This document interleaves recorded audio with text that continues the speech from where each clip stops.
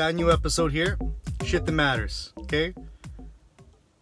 Special edition right now. Directly from the United States of America. That's right, USA. Drove right across, came in through the border, no problemos. Let me right in. Surprisingly. Actually took a little trip to Vancouver with my wife. We decided to rent a little vehicle. Nothing too special, but a Mercedes, you know, not too bad. C-Class, I like it, C300. Came down, never been to Seattle, came down, did a little sightseeing, drove the vehicle pretty much all day. Got a good feel for the vehicle. And I got a little review. I said, hey, why don't I do a little review on it?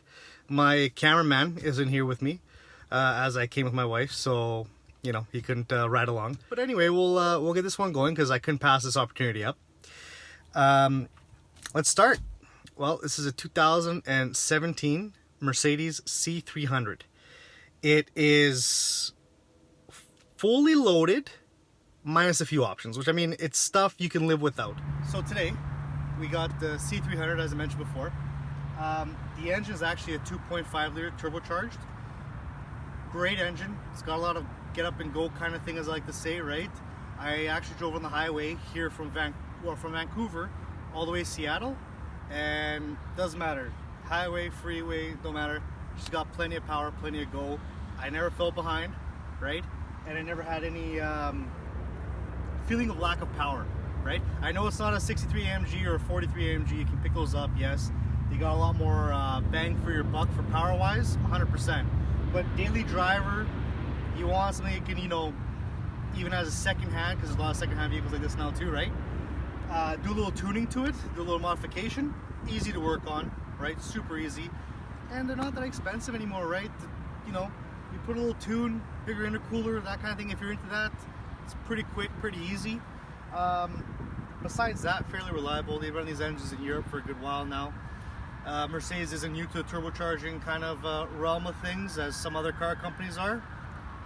Of course, cops are coming to the US, right? Watch out. Fuck, I gotta make sure they don't think I stole this fucking thing. So, it's reliable.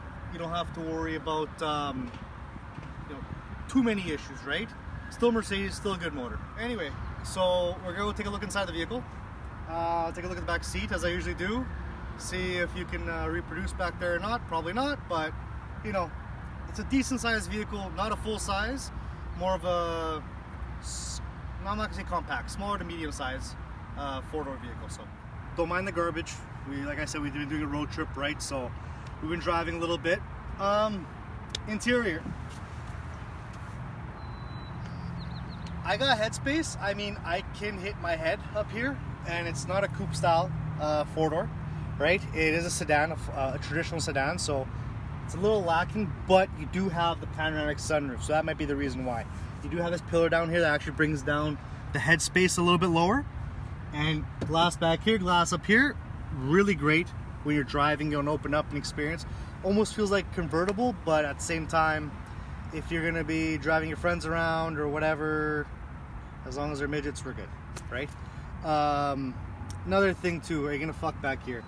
If you have this Mercedes, you know, if you buy it secondhand, they're about 26,000 Canadian, right? In the US, a little bit cheaper, and I know we're in the US right now, so who fucking knows? With the exchange, it's the same fucking price anyways.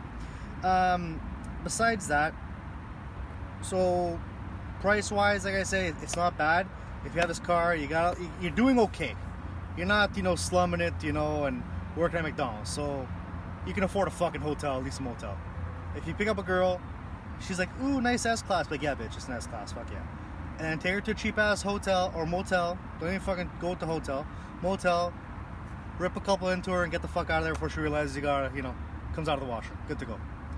Anyways, besides that, if you're cruising along and you want to listen to music, it's got the, I don't know how to fucking say it, but it's got a little F, looks like a fucking, it's nice, I don't know, fuck it, whatever, it pounds. It's loud. You also got the exposed wood, same as actually, if you guys watch my other video, my Audi actually has the same thing as this. And you also have a little light here, I think it's right underneath here, so a little mood lighting, which is actually pretty cool too. Nice little touch. Besides that, I'll show you guys a trunk. And yeah, we'll take her for a little spin there and See what kind of power she can pull. Seriously, like you can't be tall and going back there. So it's automatic. It's actually really nice. You can actually lock her up, bring her down. If you're parking valet somewhere, there's actually a little spot in the glove box where you can lock your trunk and lock it with the key so the little bastards can't get their grimy hands all over your whatever you have, I guess, right? As I said, we're traveling, so there's plenty of space back here, enough for like, you know, 2 decent sized luggage and a duffel bag. If you have a smaller family, you can, you know, easily do your day-to-day routine with this vehicle. A little bit of a road trip, nothing too crazy. So it's a nice everyday car if you got a little bit of money, or if you want to look a little bit more richy rich, right? Because as you guys might know, might not, this body style actually goes throughout the whole line of Mercedes. So you park them all side by side, you can tell which one's which. You can tell which is a C-Class, E-Class, and S-Class. But you debadge this, right? Tint the taillights, you know, give a little, you know, maybe wider stance or something, different kind of rims on it. You can't tell. You're cruising around, people might mistake it for an S-Class, you know. Okay, you paid $25,000-$30,000 for it. They might mistake it for a car that's got, you know, worth $130,000, so not a bad thing in my books. Let's hop inside, take it for a little drive, and I'll kind of go over what I do like and don't like about the vehicle. We're taking her for a little spin, a little rip, and checking out what she can do. One thing that I don't like about this vehicle, there's a few things, okay? I do like it's Mercedes. I like Mercedes. I'm not gonna lie, I like Mercedes for a while, and especially when they came out with these kind of, you know, updated body styles and they look really nice, I like them. There's one thing I can't stand, is the navigation system. We were driving through Seattle, and this navigation gave me something I haven't had in a very long time from a brand new vehicle or a newer vehicle, which is a massive headache. Okay, I could not for the life of me get a grasp on this navigation. I'm sure if I had the car for, you know, 2-3 months, I'd be able to kind of wing it and figure it out and kind of figure its like little flaws and how it works properly and what best way to kind of root around things are, right? But the thing is, that's not the objective or the goal of a car company, I believe anyway. They should be able to have something that's grab and go. You're good to go, right?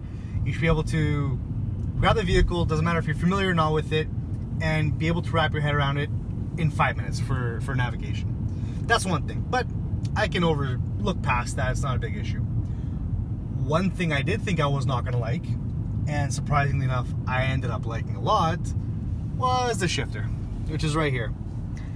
I thought I was gonna hate this thing because it reminded me of a work truck, because the work truck's got the shifters up here and whatever, and I thought to myself, what kind of garbage, mumbo jumbo fucking bullshit is this, okay? This thing's gonna have a shifter on the tree? Like, what the fuck's that shit about? Well, I'm glad to say that I actually don't mind it whatsoever. It's super convenient. You can utilize it super quickly, and just, I don't know, it became easy and not a big deal, which I'm glad, actually, I'm glad. Beside that, pussy rating for this vehicle, I mean, in Vancouver, you know, I gotta give it maybe a solid 7 out of 10, right? No, 7 out of 10, because like I say, you can get mistaken for something a little more expensive. But Vancouver, of course, you got people that really got money and really have expensive vehicles, right? So you kind of gotta tippy-toe your way around and kind of finesse yourself a little bit. I was gonna wrap this up here, but now we got a little more time so I can explain a few more things. Another thing too this vehicle has, which I find is super handy, is dynamic right here. So you can actually switch. Right now, it turned off, and it saves fuel or whatever. I don't like that because it also makes the starter go by faster. I put it in sport mode all the time, drive it. This one has Sport Plus. Throttle response is a little bit better. It kind of has a bit more get up and go, as you can see. And how do I say, you can kind of feel a little bit better. Everything's a little bit tighter. It feels a little bit nicer. Yeah, so it's fun to drive. Wrap up, like I said before, would I, or actually before I got cut off there, I was saying, would I buy one? I think I would. I think I would buy one, but it's complicated. Like, I gotta freaking dive over here. Sorry guys. Gotta cross over to go back to Vancouver because gotta get out of the US of A. Been here too long. Starting to get some blonde hairs going here and comb overs. Anyway, so would I buy one? Complicated, because I would. I do like the vehicle. I would buy one. Would I buy the C300? I think I would buy this car for my wife because I would enjoy to drive it once in a while. But if it was my car, I'd want to have either the 43 AMG, which comes with the V6 twin turbo, which is a fantastic value for money, even brand new. Used, you can pick them up for fairly, you know, around 50s, that kind of thing. I think even a little bit less now. The first gen that came out, well, I guess this body style, the first few couple of years of this body style. If I had the money and it wasn't an issue, I'd buy myself the 63 AMG, either the 4-door or the coupe, because it's plenty of power. It sounds vicious. I've heard a few of them, and even with stock exhaust system, it sounds like it's gonna rip the pavement from underneath it. It's just ridiculous and extremely scary, which that kind of excites me. I like a car that can potentially just toss me up against the wall and end it all, because it keeps the fun in driving, right? Who wants to drive a safe car all the time? That's fucking bullshit. That's boring. Road trip, is this thing good for a road trip? Yeah, we drove in this car today about 4 hours. I enjoyed it. I have sometimes, you know, for a long period of time, if I'm sitting somewhere or whatever, I might, you know, start getting a little restless, or my lower back might get a little achy. Haven't had that issue at all. Beautiful bolstered seats, leather. Yeah, it's comfortable. Oh, little tunnel here. It's comfortable, and it's a very good choice. It's a very good choice. Yeah. Let me know if you guys have any questions about the vehicle in the comments. Don't forget to subscribe, because the more subscribers I get, the less actual real world work I have to do, and I can do this shit fucking full time, which would be amazing. And I can do more crazy ass shit. I may have some series, different types of series coming up. I'm kind of in the works right now, and trying to get maybe a vehicle to either fix or modify, or do something, you know, completely out of whack, like, you know, maybe get an E-Class and just make it just a complete sleeper, or whatever the case is, right? I'm just kind of seeing how things go. Of course, it's all, you know, guys got to budget properly, right? You can't be blowing money like that. So, you know, guys got a mortgage, adulting, you know, adulting, I mean, that's what they call it, right? Adulting. Fucking shitty. Besides that, yeah, hope you guys liked the video, and I'll have some more, I guess. Anyways, see you guys later. Bye.